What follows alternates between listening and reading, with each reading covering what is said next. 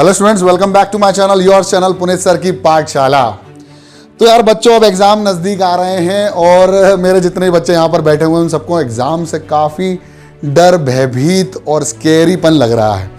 तो यार देखो, डरना नहीं है। सबसे पहली चीज़ तो एग्ज़ाम है, कोई डाकू वाकू थोड़ी ना जो निपटा देगा तुमको, है ना कि भाई वो चल गोल्ड वोल्ड निकाल, निपटा देंगे तेरे को। देखो यार, एग्ज़ाम से डरना नहीं चाहिए, एग्ज़ाम का तो सामना करना चाहिए, क्योंकि परीक्षा की घड़ी तो लाइफ में भी आती है और स्कूल में भी आती है। तो जैसे हमारे सामने एक मित्र बैठे हैं, हमारे मित्र क्या दोस्त हैं और क्या हमारे स्टूडेंट्स हैं, जिनका नाम है रोहित मिश्रा जी। अब रोहित मिश्रा जी का एक सवाल है 10वीं कक्षा के कि सर प्री बोर्ड आ रहे हैं, डर लग रहा है। तो सबसे पहली चीज़ मैंने आते से ये बोल दिया, डर खत्म कर दो अपना। अब किस तरह का डर लग रहा है, कुछ मुझे बताओगे कि किस तरह का डर लग रहा है? कि सर डर लग रहा है मुझे बस कि अब गए। देखो, ये सबसे पहला डर होता है पेरेंट्स का कि यार पेरेंट्स क्या बोलेंगे, फिर दूसरा टीचर्स क्या बोलेंगे, टीचर्स के बाद क्या भाई कि हमारे आस पड़ोसी क्या बोलेंगे, और फिर क्लास में जो क्लासमेट है वो क्या बोलेंगे। तो लोग क्या कहेंगे छोड़ दो, तुम्हारा क्या मानना है? क्या तुम्हें डर लग रहा है? तुम्हें डर खुद से लग रहा है कि क्या मुझे याद है, या मेरे नंबर कम आएंगे तो मेरे पेरेंट्स मुझे चिल्लाने वाले हैं, इसका डर है। पहला डर तुम्हें यह होना चाहिए कि मैंने अपने एग्जाम की पूरी तैयारी की नहीं है यार, मैं क्या करूं। यह डरना ही नहीं है कि अगर मान लीजिए फॉर एग्जांपल तुम्हारी एग्जाम की तैयारी है तो तुम्हें फिर किस बात का डर है। लेकिन हाँ, एक छोटी सी बटरफ्लाई हमारे पेट में, स्टमक में उड़ती रहती है कि क्या होगा क्या होगा, एंड दैट इज नॉट डर। वो डर नहीं होता, वो हमारा एक घबराहट होती है, एक पॉजिटिव घबराहट होती है कि क्या होगा। लेकिन जैसे एग्जाम स्टार्ट होता है ना, फिर वो सारी घबराहट चली जाती है। लेकिन अगर डर है तो फिर तुम एग्जाम में कुछ भी याद करके चले जाओ, कुछ भी अच्छे से पढ़ लो, कभी याद ना आने वाला है, ना नंबर आने वाले हैं। तो सबसे पहली एक मेरी तरफ से आपके लिए टिप रहेगी कि एग्जाम जो कि प्री बोर्ड है उसमें कभी भी ये मत सोचना कि मैं फुल मार्क्स लेके आऊंगा। उसकी तैयारी ऐसी करना कि मेरे बोर्ड में फुल मार्क्स आना चाहिए। प्री बोर्ड होते ही इसलिए कि आपकी तैयारी हो। अब क्या होता है बच्चों कि एग्जाम जो प्री बोर्ड हो, एग्जाम जो 10th क्लास या 12th क्लास के जो बच्चे यहां पर ही मुझे देख रहे हैं, वो जो प्री बोर्ड की तैयारी करते हैं ना, उसमें ही जैसे ही नंबर आते हैं कि भाई फॉर एग्जांपल आपके मैथमेटिक्स में 100 में से 20 मार्क्स आए, वैसे इतने बुरे तो नहीं आएंगे, पुनीत सर पढ़ा रहे हैं तो, लेकिन अगर मान लीजिए तुम्हारे 50 मार्क आए प्री बोर्ड में, तो यहां तो हमने एग्जाम की पहली प्रैक्टिस कर ली है कि हमने एग्जाम कैसे देना है। अब उस एग्जाम के अंदर क्या क्या प्रॉब्लम तुमने फेस करी है उसको नोट डाउन करो कि इन क्वेश्चनों को करने में दिक्कत आई, कि हमारा पेपर छूट गया, कि हमारे 5 नंबर के क्वेश्चन टाइम पे नहीं हो पाए। फिर वहां से स्टार्ट होती है तुम्हारी तैयारी। और एक बात ध्यान रखना, नेट प्रैक्टिस कितनी भी कर लो, असली परीक्षा मेन मैच में होती है। तो यार, चाहे विराट कोहली हो जाए, चाहे रोनाल्डो हो जाए, चाहे हुसैन बोल्ट हो जाए, प्रैक्टिस तो ये लोग भी करते हैं। क्यों करते हैं? इनको प्रैक्टिस की जरूरत है क्या? कोई बता पाएगा कि प्रैक्टिस की जरूरत है क्यों? ये तो बहुत अच्छा खेलते हैं ऑलरेडी। रोनाल्डो को रोज प्रैक्टिस की जरूरत क्यों है? वो परफेक्ट होगा भाई। For example Ronaldo is perfect in his game, then क्या उसको प्रैक्टिस की जरूरत है? कोई भी अगर एक अनपढ़ आदमी रोनाल्डो को देख के बोला भाई इसको कोई प्रैक्टिस है, तो भाई परफेक्ट आदमी। लेकिन एक बात बताऊं, उस परफेक्शन को मेंटेन करने के लिए प्रैक्टिस की जरूरत पड़ती है। उसकी फॉर्म बहुत जरूरी है। फॉर एग्जांपल अगर मैंने आपको एक चैप्टर पढ़ा दिया तो लोग बोलते हैं अरे हमें तो बहुत अच्छा आ गया, पुनीत सर ने पढ़ा दिया, लेकिन उसके बाद क्या होता है? उसके बाद आगे पाठ और पीछे सपाट। आप प्रैक्टिस करना भूल जाते हो और आप अल्टीमेटली उस पूरे चैप्टर को ही भूल जाते हो। तो प्रैक्टिस से क्या होगा? रिवाइज होगा। रिवीजन का मतलब रिवीजन नहीं है, रिविजन। फिर से वही जीना, फिर से वही देखना कि हमने आपको क्या पढ़ाया था, उस चैप्टर के अंदर क्या था जो आप अटक रहे थे। और मैं बता दूं, अगर आप एक दिन पढ़ के जाते हो, अगले दिन कोशिश करते हो, तो आपको 70% ही याद रहता है। फिर आप अगर एक हफ्ता कर लोगे ना तो 20% याद रहेगा। अगर आपने उसको 1 महीना कर लिया ना तो वापस 0 से स्टार्ट करना पड़ेगा। इसीलिए इतने अच्छे अच्छे खिलाड़ी रोज प्रैक्टिस करते ताकि वो अपना गेम ना भूल जाए, या गेम भूलने की बात नहीं है, उनकी फॉर्म खराब ना हो जाए और आपके लिए वो चीज़ रिमेंबर रहे। फॉर एग्जाम्पल आप स्टूडेंट हो तो मैं एक ही चीज़ बोलूंगा कि रेगुलर बेसिस पे रिवीजन करते रहना। और प्री बोर्ड हमें क्या करता है? प्री बोर्ड हमारे पेट में बटरफ्लाइज लेके आता है कि बच्चों अब बोर्ड आने वाले हैं, क्योंकि प्री बोर्ड आ गए हैं। और जहां आपके दिमाग में आता है ना बोर्ड, फिर आपको डर लगने लगता है जब वो प्री के साथ आए, चाहे विदाउट प्री आए। तो फिर बोलते हैं pre board 1, pre board 2, pre board 3, board आ गया ना बोर्ड।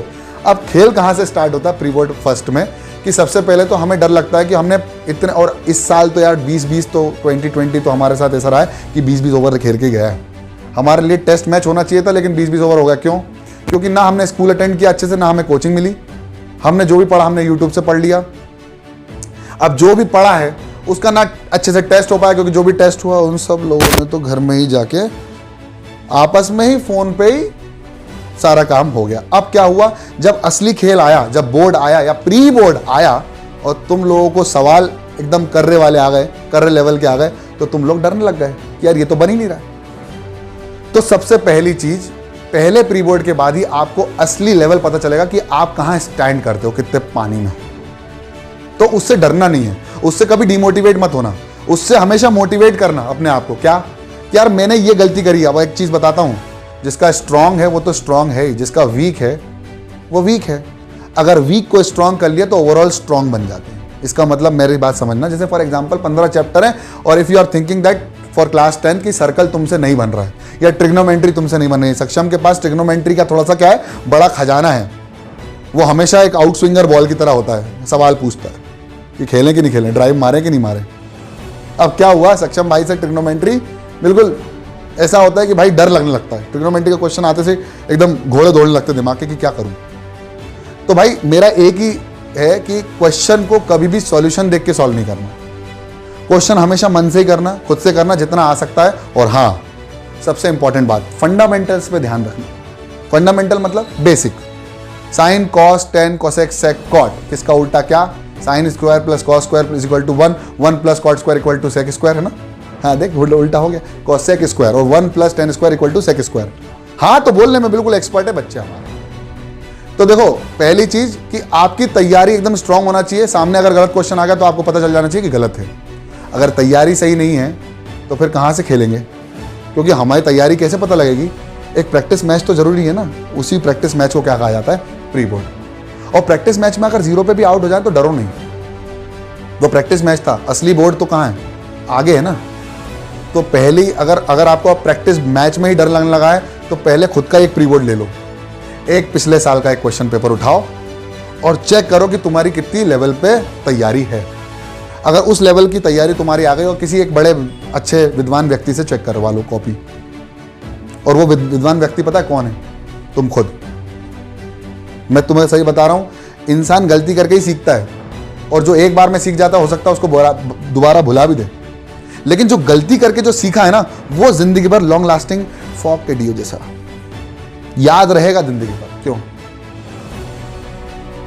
क्योंकि जो गलती करी है उसको दोबारा नहीं करनी है। लेकिन मान लीजिए फॉर एग्जांपल तुमने एक क्वेश्चन को एक बार में सॉल्व कर दिया, हो सकता है मे बी पॉसिबल कि वो एग्जाम में आए और तुम भूल जाओ, लेकिन जो क्वेश्चन में तुमने 50 बार गलती करके सीखा है वो कभी क्वेश्चन को तुम भूलोगे नहीं ना, उसका कंसेप्ट। अब कुछ बच्चे बोलते हैं सर ये तो आपने बता दिया कि कैसे तैयारी करें कैसे तैयारी करें, तो यार सिंपल सी एक मैं आपको अब इन शॉर्ट बताने वाला हूं कि कैसे तैयारी करें। सबसे पहले तो डरो मत, घबराओ मत। डर लग भी रहा है तो अपने आप को बोलो सब ठीक होगा पुनीत सर, सब ठीक होगा। अगर मार्क्स कम आते हैं तो सबसे पहले ये मत सोचो कि मेरे मार्क्स कम आ गए, मैं तो लायक ही नहीं हूं बोर्ड के देने के। मेरे मार्क्स कहां कम आए हैं उस पर वर्क करो। तुम्हारा कौन सा चैप्टर स्ट्रांग नहीं है उसको स्ट्रांग बनाओ, जो कि स्ट्रांग है वो ऑलरेडी स्ट्रांग है, लेकिन जो वीक है अगर वो स्ट्रांग बन गया तो दुनिया तुम्हारी मुट्ठी में, और अल्टीमेटली मार्क्स। अब सब लोग जज काहे पे करते तुमको, लेकिन लर्निंग क्या है, लर्निंग भी तो कुछ है। सबसे पहली चीज, जो जिससे गलती करी है उससे पहले सीखो, सीखने के बाद मार्क्स लेके आओ। ये मत सोचो कि मुझे मार्क्स लाने हैं, क्योंकि जरूरी नहीं है कि 95% वाला भी जो टॉपर होता है उसको अच्छी जॉब मिल जाती है, अच्छा प्लेसमेंट मिल जाता है, क्योंकि आपको ऑलराउंड डेवलपमेंट की बात करते हैं। और हिंदुस्तान के कैरिकुलम की एक खूबसूरती है, पता क्या हमें सिखाया गया जब मैंने बीएड की डिग्री हासिल करी थी, कि इंसान के अंदर या बच्चे के अंदर ऑलराउंड डेवलपमेंट होना चाहिए। केवल पढ़ाई में अच्छा ना हो, खेलकूद में भी आगे हो। वहां से उसको टीम स्पिरिट पता चलती है। जैसे अगर फॉर एग्जाम्पल अगर वो खेल कूद अच्छा खेल रहा है तो उसको टीम भावना, जो साथ में लेके चलने वाली जो भावना है वो क्रिएट होती है। पढ़ाई में अच्छा है तो फिर वो अपने इंडिविजुअल के बारे में सोचेगा, ईगोइस्टिक हो जाएगा। तो आपको अपना ऑलराउंड डेवलपमेंट देखना है। और डेवलपमेंट, अब देखो आजकल की तो दुनिया क्या है, सिर्फ यही पूछती है कि परसेंटेज कितना है। इवन हमारे पेरेंट्स भी हम पे साल भर ध्यान नहीं देंगे, एक बार भी नहीं पूछेंगे, और जब हमारा लास्ट में एग्जाम के रिजल्ट आएगा बोलेगा ये रिजल्ट रहा तुम्हारा, ये पढ़ाया तुम्हें टीचर ने। तो सबसे पहले खुद का टीचर बन जाओ और खुद की गलतियां फाइंड आउट करने की कोशिश करो। देखो दूसरों की गलतियां इजीली फाइंड आउट हो जाती हैं, अपनी खुद की गलती बहुत लेट समझ में आती है। और जिसने ये सीख लिया वो परफेक्ट इंसान तो कभी जिंदगी में बन नहीं पाएगा, लेकिन हाँ नेक्स्ट टू परफेक्ट जरूर बन सकता है। तो पहला पॉइंट, कभी डरो मत। दूसरा पॉइंट, जो स्ट्रांग है उसको स्ट्रांग रहने दो, जो वीक है उसको स्ट्रांग बनाओ। मतलब जो स्ट्रांग है उसकी प्रैक्टिस करते रहो और जो वीक है उसकी ज़्यादा प्रैक्टिस करते रहो।